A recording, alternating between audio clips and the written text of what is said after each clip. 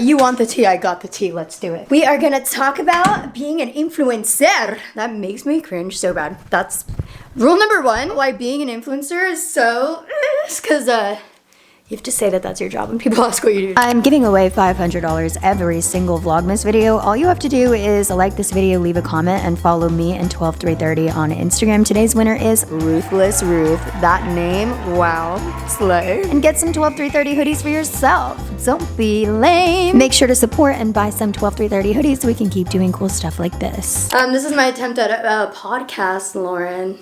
Entering the chat. So I guess this is what a podcast for me would be like. Let's see how this fucking goes. Imagine they're like, we're good. Okay, hi. Let me start this by saying I believe I have the best job in the world for me specifically. Like for whatever reasons, for me, my situation, my personality, like I love what I do and it works for me. And I could not be any more grateful about it. Honestly, I thank God every day. I'm like, thank you, God, that I get to do what I love and something that I have a passion for and I can connect with people. And I can legitimately, in my small way, I'm not saying that I'm the next Oprah Winfrey, but I do feel like I have a good impact on the people that watch my videos. And after meeting a bunch of you in New York, like that fulfilled me and gave me like a new spark in making my videos because I put faces to names and I had dope ass conversations with the people that came and I'm like, I love what I do. Like I'm just so lucky to be able to do what I do. But let's talk about the nitty gritty shit because I wish influencers made more videos about this topic, like talking a little bit more about the back end and like the interesting, juicy, hot tea and like what it's really like to do it in and out and like what the fuck it is. So I'm gonna get into it. Hopefully it's insightful, and if you've thought about trying it and doing it yourself, maybe this will inspire you to try it, and as you should, or not. Maybe you're like, I'm actually so good, but I love that for you. So to a certain extent, I feel like we all watch people. Like I have my YouTubers that I love to watch. I have my influencers that I love to follow. I just so happen to also be one, but I feel like I'm in the same boat as you. Like I'm a fan of so many people and I wish that they would get on and like talk about the real tea, like the BTS, like the piping hot, you know what I mean? So from, I guess, my POV, we can get a little bit of insight, right? And we can see what it's really like to be a YouTuber. I feel like the juicy tea is like talking about how things can get like weird or annoying. Or like the not so great things. Because let's be real, we all know the great things about being an influencer. Let me just start with some. Fucking brand trips, PR, getting to work from home. There's so many good things. So I feel like I could talk about how grateful I am for 5 years, but it's not going to be as interesting as if we get into the tea. First things first, let's start small, okay? Something that sometimes can get annoying about this is sometimes I feel like I don't get the opportunity for a first impression in certain cases. Like I moved to Arizona from California and like making new friends felt a little bizarre because it's not like you're like meeting someone and you get that first impression. Like sometimes you meet people and they have a preconceived idea of what you're like, what you should be like, and like this could be beneficial or not. Because like I feel like in my videos I'm so open and I talk so much and I'm so talkative and it's like obviously I'm comfortable with you.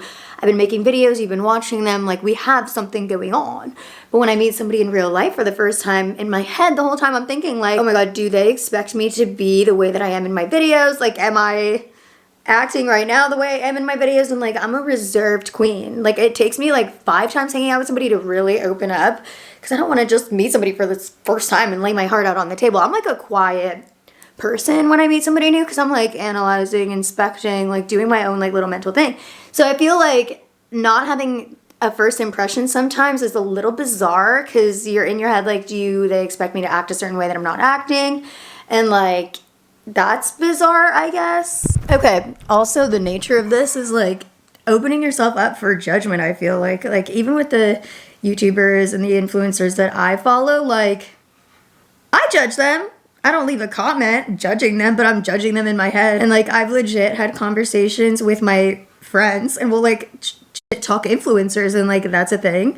So it does come with a territory and I understand that it probably happens to me too. Luckily, my situation is a little different because I feel like this community is so overwhelmingly kind and positive and supportive, which like shout out, like thank God. So I've never really dealt with like people talking shit about me on like a large scale online, but sometimes I see some influencers like getting dragged through the mud like publicly, and I don't know if I can handle all that. You know what I mean? It's so posting like your life and your situation, like obviously in its nature, is essentially opening the door for judgment.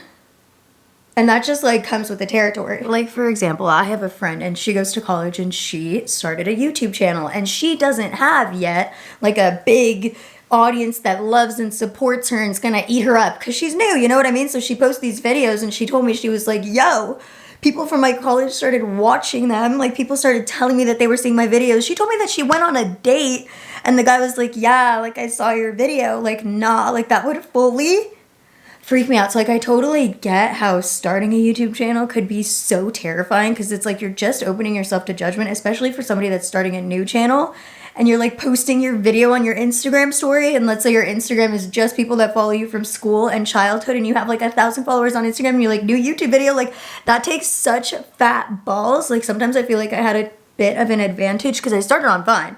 So it's not like I started my YouTube channel from 0 subscribers. Like shout out to the YouTubers that started from 0 because like how do you confidently post a video on youtube.com with 0 subscribers? Like that is terrifying. But like literally shout out.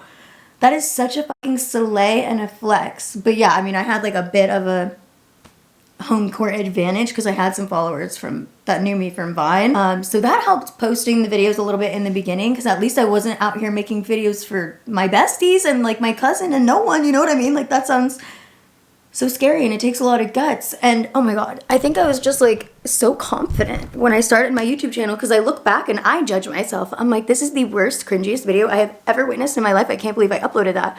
But my delusion really helped me in the moment because I was loud and proud posting these videos and like, look, it worked. You liked them, or maybe you're new and you didn't even watch the first ones, but like somebody liked them.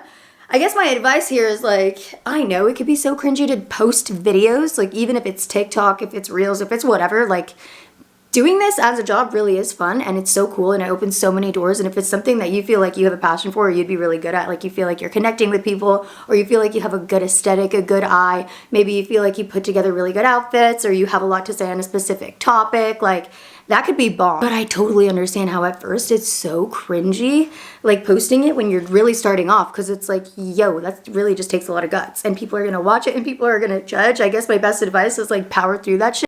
And consistency really is the key. So like even if in your personal life people like are saying shit or the videos are flopping, like consistency, like try it for as long as you can because in my case it worked out. And let's get into the real fucking tea. It almost feels like a virtual popularity contest, like my whole thing, and like the way that I navigate that, the way that I navigate it when I feel like that, like, oh my God, is my entire job a virtual popularity contest? Like, I'm not gonna lie, sometimes it's a bit overwhelming to think like how good I do is directly tied to how much people like me. Like if you stop liking me tomorrow, let's say all of you collectively, you're like, nah, we don't fuck with that bitch. Like, okay, like that would really affect me, you know what I mean? So there is like this weird internal struggle of like, do I like myself, judging myself on how well people like me? Like it is a mental thing. I will say what helps me when I get in those zones is really focusing on my why. Like, why do I do this? And that can help me disconnect from that weird like internal mental battle and remind myself like I do this because I like connecting with people. I do this because I understand what it's like to feel lonely, to feel bored, to feel like you don't want to leave your house, like you don't want to do anything and just want to watch a YouTube video or watch a creator. Like that literally is me. My favorite pastime is watching YouTube videos. So I understand that dynamic, which makes it a little bit easier for me to create videos myself because I have the understanding of what it's like to be a viewer. And like I enjoy watching people on TikTok. I enjoy following people on Instagram. So it kind of makes me, I don't know, a little bit more in tune in what I'm putting out there because I'm like, I enjoy taking it in. I enjoy putting it out. Like it's something that I like, but I would be lying to you if I didn't tell you it's like so intense that my whole job essentially sometimes is like, do people like me? And the whole thing is kind of like fighting for attention. It's like high school. It's like, how do I get as many views as I possibly can? How do I get a thumbnail and title to attract as many people that weren't going to see my video otherwise? You know what I mean? So like that is a part of it. Like how weird is it that your entire job basically is based off of how many people like you or like how you're perceived? And I really do believe this is a larger conversation, whether you're an influencer or not. Like honestly, in this generation, your Instagram profile matters. It's like part of your job description these days. It's like, what's your brand? And everybody's a brand. And like, I get it. It's super empowering that everybody can kind of create and put their best foot forward and say, this is who I am, and have that digital, like, this is me. But sometimes I'm like, as a collective, that's a lot of pressure on, I was gonna say girls, but I guess it is everybody. But if I'm being honest, I think it's more towards girls. This is just my personal experience. It's a lot of pressure to have an Instagram that portrays you a certain way, and a YouTube, in my case, that portrays you a certain way. And I feel like it can lead people in directions to do things that maybe wouldn't be as prioritized if it wasn't such a forward-facing thing and such a forward-facing society that we live in these days, that it's like socials are so tied to a person. You know what I mean? I understand when girls feel pressured to like change things about their appearance or do things like that. Like, obviously it's because we're getting rewarded with it, with likes and this and that and attention online. Like, I mean, for me, I guess, for me, what it is, honestly, is looking at my face so much on camera. If I had a regular ass job, I wouldn't be looking at myself as much as I do. And it's not that I'm like obsessed with the way I look and I just want to look at myself all day long. Like, it just comes with the territory. I'm making videos and I'm looking at my face and my body and everything just again and again and again. And sometimes it's like, yo, when you live your entire life on camera, it can just get mentally too many thoughts, or mentally more thoughts than they would have naturally come in about appearance, outfits, physical this, whatever, because you're constantly looking at it on the camera. I definitely buy clothes specifically to wear on videos and on Instagram that I would not have bought if I had a regular office job where I would come through and slay in like my cute little pants and like whatever, call it a day. You know what I mean? Okay, another thing that's just like weird is the metrics of it all. Like, it is bizarre.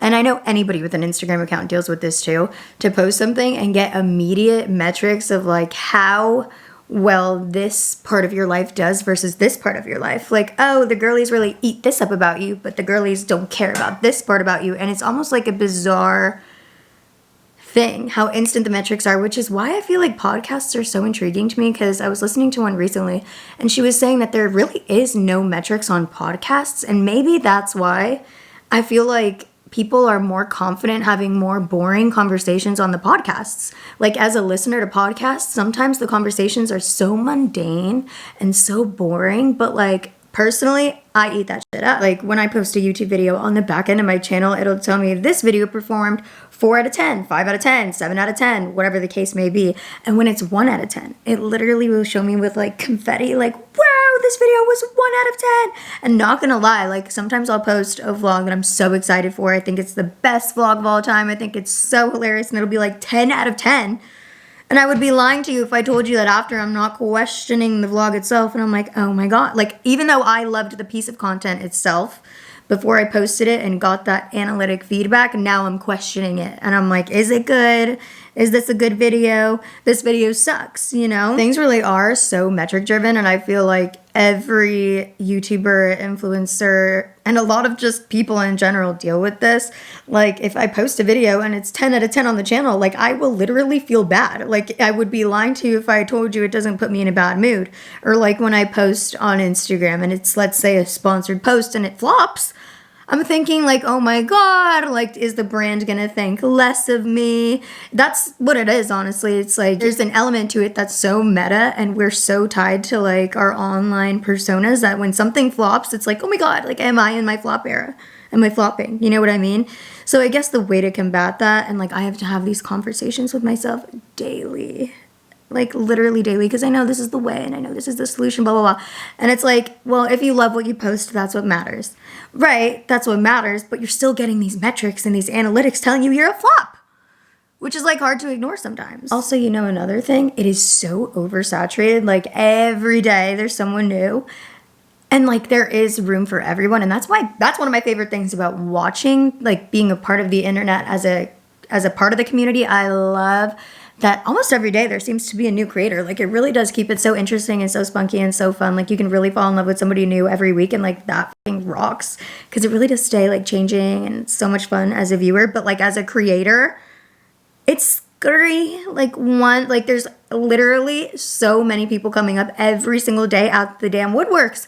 And it's like, okay, well, there is room for everyone, and like this is lit, but it's like, okay, there's these thoughts that come to my head. I'm like, okay, like how do I separate myself? Like, am I, you know what I mean? Like there's like almost this pressure of like, how do you stay interesting and engaging and fun to follow when there's somebody new literally every day popping up. Like, for example, sometimes I'll post, whether it be like a picture or a TikTok or a video, and that'll be the one that performs the best, and I'll be like, okay, more of that.